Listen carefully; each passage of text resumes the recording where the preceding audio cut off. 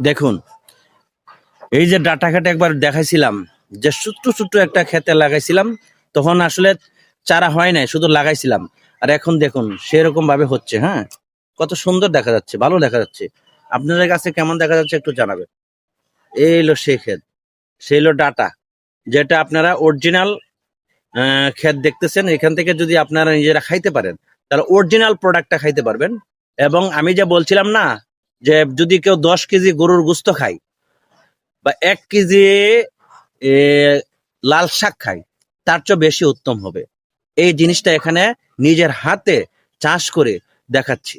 দেখুন, এইভাবে যদি প্রত্যেকটা বাড়ির আঙ্গিনায় আমরা সবাই যদি মিলে কিছু না কিছু সবজি চাষ করি, তাহলে দেখবেন এক সময় ইনশাল্লাহ আমাদের যে সবজির যে ঘাটতিটা, এটা পূরণ হয়ে যাবে।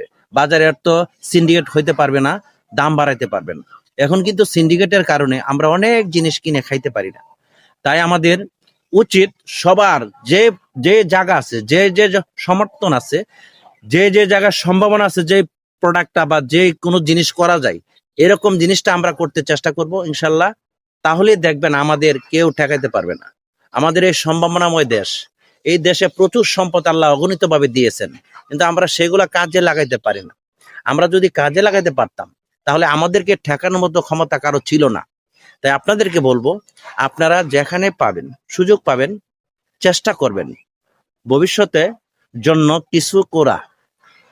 আপনি এই যে যারা লাগাইছে, এই ঘাসগুলা বা যারা এই ক্ষেত জমি চাষ করতেছে বা এই যে পরিষ্কার করতেছে, দেখেন ওরা তো একটা উদ্দেশ্যে লাগাচ্ছে, যে কর্ম হবে, ধান চাষ করবে, কেউ আলু চাষ করবে, কেউ ভুট্টা চাষ করবে, যে যেটা ইচ্ছা চাষ করতে পারে। এভাবে যদি চাষ করে যায়, ইনশাল্লাহ দেখবেন আমাদের মানুষের যে চাহিদা যতটুকু আছে, সেটা ঘাটতিটা পূরণ হয়ে যাবে। অনেক সময় আমাদের এই দেশের ঘাটতিটা সম্পূর্ণ হওয়ার পরেও বিদেশে রপ্তানি করা যায়, এরকমও হবে।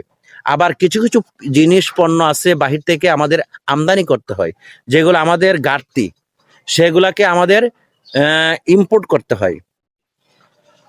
তাহলে আমাদের যে এইগুলো আনতে হয়, সেইগুলোও আমাদের বিবেচনা করে সেই প্রোডাক্টগুলোর প্রতি ঝুঁকে পড়তে হবে।